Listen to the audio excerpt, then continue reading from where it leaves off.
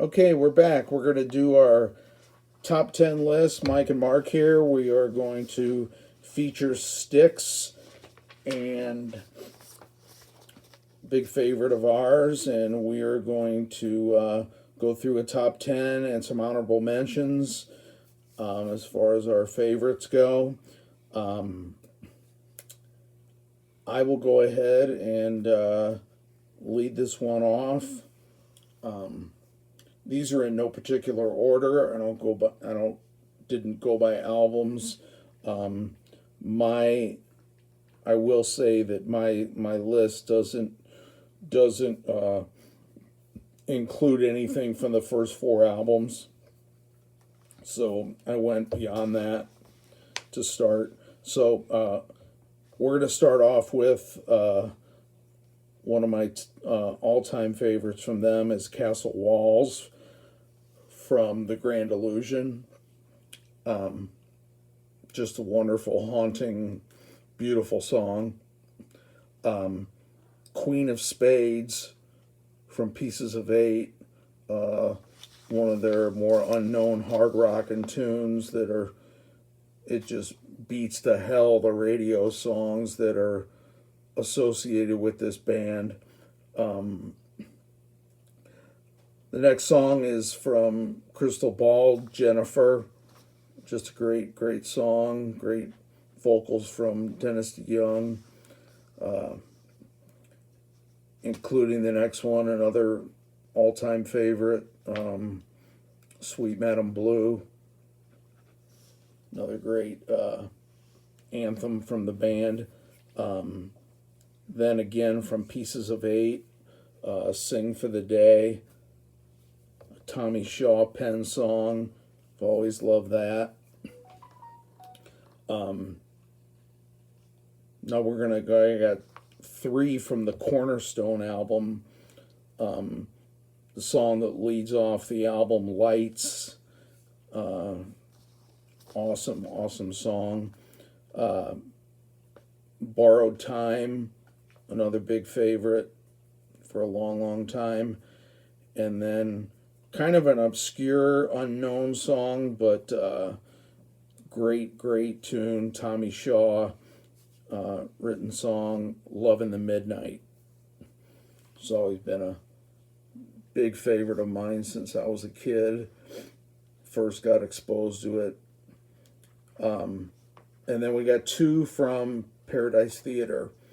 The Best of Times, which is just a tremendous DeYoung song, and another DeYoung song.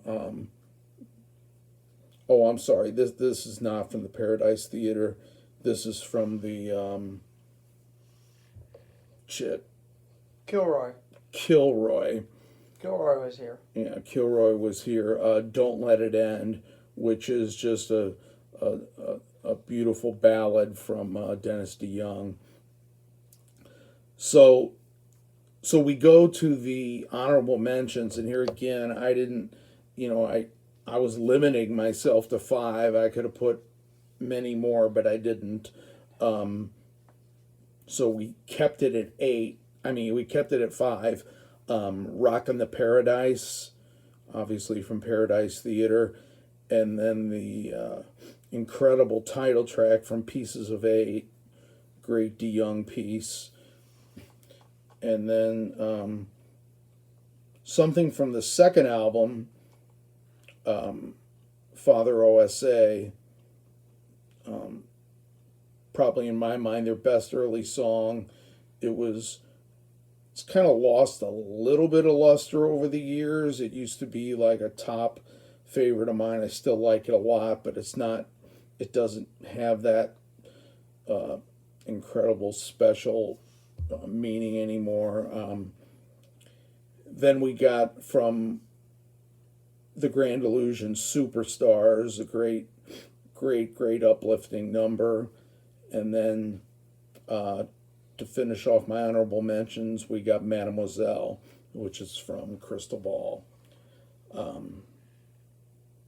Probably could have put in more. I didn't. Now that I think about it, and I know Mike has made some adjustments, adding some honorable mentions, I could have added several more in there. One that comes to mind is something from Cornerstone, which I really love. Cornerstone. It's got the song a lot of people hate for Babe on it, but Why Me is another one that I could have easily put on there. The title track to Crystal Ball, of course, that kind of gets the it hit the overplay button, so I wasn't gonna include it. It's too predictable. I couldn't do it, so I didn't put it in there. But I could have. Anyway, what are the two James Young songs too that were kind of popular? Snowblind from Paradise Theater, and then Miss America from The Grand Illusion. We're doing all this by memory, guys. No, there's no notes, no nothing. It's all what we know off the top of our heads. So there's no script, no nothing. That's my list. I'm gonna go ahead and pass it on to Mike. We'll probably have a handful of the same. I'm sure Mike will come up with some interesting ones as well. But take it over. That's interesting as I look at my list. I got 18 of them, and I believe they're all Dennis DeYoung. I mean, I like Tommy Shaw. I like him a lot, but I just think that Dennis DeYoung's voice is just incredible. Yeah. And I think I'm going to say something and then let you go, but I think there's two Tommy Shaw songs that if they didn't exist, you might have a different opinion of Tommy Shaw. What is that? Number 1, Renegade, and number 2, Blue Collar Man. Yeah, those are tough. If those two songs weren't there, I'm guessing that you would have a completely different opinion of Tommy Shaw. That's just my thoughts. Yeah. For knowing you all these years. Right. When I think of wow, who are my favorite singers? I think of a few guys come to mind right away, and I never think about Dennis DeYoung, and what a voice! And these 18 songs are just, in my mind, just absolutely incredible. So I'll start my top 10. Father OSA. I remember when I first got into Styx when Equinox came out. It was the first time I got into Styx, and I remember I bought the album right away, and I always heard this Father OSA song on the radio and every once in a while, and I had no idea. I was trying to figure out where it came from, and of course in those days you couldn't get any information about anything, and I was thinking Equinox was their first album. I didn't know there was 4 albums before that. But still today, I still love that song, and I love the fugue in G. Is it? That's the cool little intro. With the church organ. That's just maybe that's what really was my first appeal to it. It's a draw. It's just incredible, and I think that's what caught my ears at first. From Equinox, speaking of that, of course, Sweet Madam Blue. Maybe one of my top 3 songs from them. What an incredible song! Can't say enough about that. I still love hearing it, even though it got a little bit of airplay and there's a little bit of burnage there because of that. But I still love the song. From Crystal Ball, Put Me On. I've something about that song has always just been magical to me, and maybe it's just me. It didn't make your list, but I don't know. I can't describe what it was about that song. That's so magical to me. Also, another probably, well, it's unknown to any classic rock people, but Claire de Lune, Ballerina, is just another one that's up there. And well, it's in my top 10, obviously, but that just song is just incredible. Great vocals from Dennis DeYoung. Well, all these songs are, but Yeah, that's one of those songs that you wouldn't just, if you would think of Styx, you wouldn't just put that on. But if you put that on, you're like, oh man, yeah, forgot about that. Yeah, I mean that belongs up there with all Yeah. of them. That's another one I didn't have, but I recognize its greatness. Yeah, from Grand Illusion, Castle Walls, like you mentioned, I think that's probably that's about as proggy as they ever got. Mm-hmm. That's just like a prog classic. I don't think they came close to a song like that, a prog song like that in any other time. But wow. I think it all has to do with, and I think you're going to agree. Thinking about it, tempo. It's got the tempo of a prog song. Yeah. It's haunting. Right. And it's slow and it's building and it's got the just the incredible keyboards that just build and build. And yeah, and I think it's got everything that a great prog song has. Yeah. It's incredible. And then Pieces of Eight, title track, another great song, and that made your honorable mention. Then from Cornerstone, Lights, and Why Me Lights. There's some Tommy Shaw there, isn't there? Why Me? No, Lights. Wait a minute, that is Tommy Shaw. Yeah, I just realized that. That's Tommy Shaw. I know. I eyeballed through this, and I was thinking Dennis DeYoung, but yeah, there you go, Tommy Shaw. How about that? I've always liked that song, even though it's got a lot of airplay. That doesn't bother me. I still love it when I listen to it. And but didn't that airplay stop a long time ago? Yeah. It was over a short period of time. I don't know if Styx gets any airplay today. But if they do, know. it's probably just, the Grand Illusion. Yeah, exactly. Yeah. And Why Me? I love that song. To Paradise Theater, then there's two. Rockin' the Paradise, and Best of Times has always been one of my favorites as well. I think, you and I agree on the vast majority of these songs that we're listing. Interesting thing, going to my honorable mentions, I got 3 from Equinox. I guess that album's special to me because it was one of the first albums I actually ever bought, going back to 75 or whenever that was.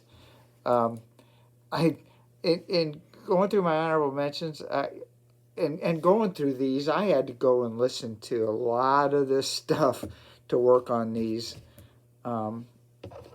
Just to remind me, is it still as special as it was, and so forth. And I was listening to Equinox, and I thought, Lorelei got airplay? I don't think so. And when I listened to it, it still sounds awesome to me. Actually, I still like Light Up, but Lorelei is made my honorable mention because it's a good song. And the next 2 after that, Mother Dear and Lonely Child, wow, they still sound fantastic. So there's ultimately 4 songs from Equinox, and I guess it just comes back to my love of that album when it first came out. Also on my list,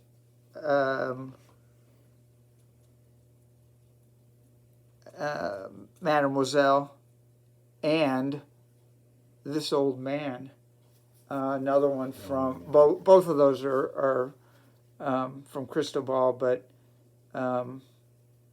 And Mademoiselle, like you, is just an incredible song. And Yeah. This Old Man is another one like Claire de Lune Ballerina that I would say never got airplay, but No.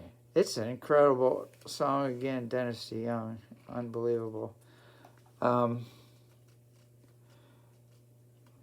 and then I'm Okay, another song I love, and that is from Paradise Theater. No, what is that No, from? I'm Okay. That's from Pieces of Eight. Okay, thank you, thank you. There's, uh, I thought I was a big Styx fan, and I totally forgot that. Dang. Well, that's old age speaking. It's hard remembering all these Yeah, albums. yeah, especially when you got 16,000 songs and 1,600 albums, and I got 800 bands on my And how many on my stick, and how many are from the last 15 to 18 years? yeah, Tons. yeah, tons. Tons. Yeah, and then lastly, Lord of the Ring. Is it Lords or Lord? Lord. Lord of the Ring. Yeah. Um, that's incredible song as well. And it's interesting when you went through yours. As I was adding to my honorable mentions yesterday, I originally had Love in the Midnight listed, and I had Don't Let It End listed, and the ones I ultimately came up with trumped those. Wow. But those two as well, Don't Let It End and Love in the Midnight, are very special to me. And I failed to mention from their fourth album, the title track, Man of Miracles. There's another just huge, I mean, just totally all out prog song of theirs that I've always loved. After, it was probably late 70s by the time I got exposed to their first four albums.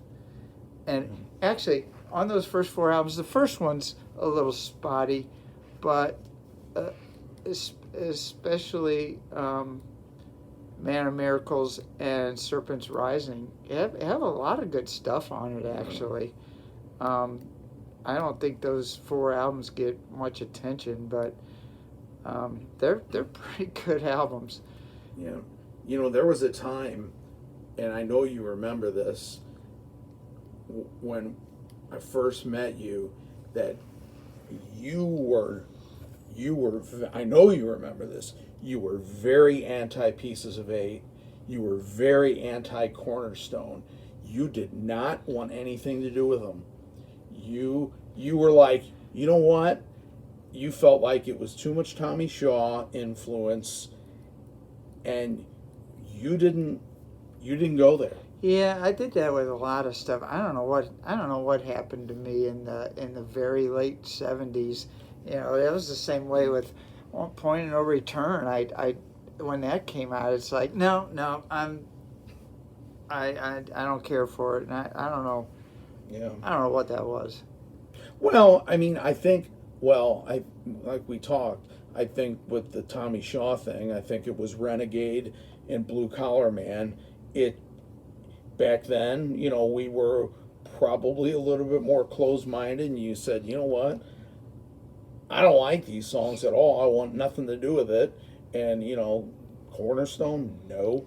I don't want nothing to do with that. Right. Right. Very understood, understandable. Yeah. So, well, that's a great list. You got some nice unknown gems in there, and I just thought of something. Speaking of Pieces of Eight, you don't have Queen of Spades on your list, do you?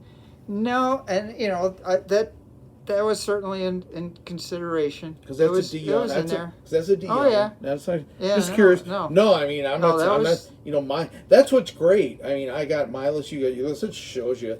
You know what? We probably got 20-something songs, and we didn't even mention, a lot of the radio songs pretty much got ignored, and it just goes to show you their massive library, all the stuff they've done. Not that their hits were bad.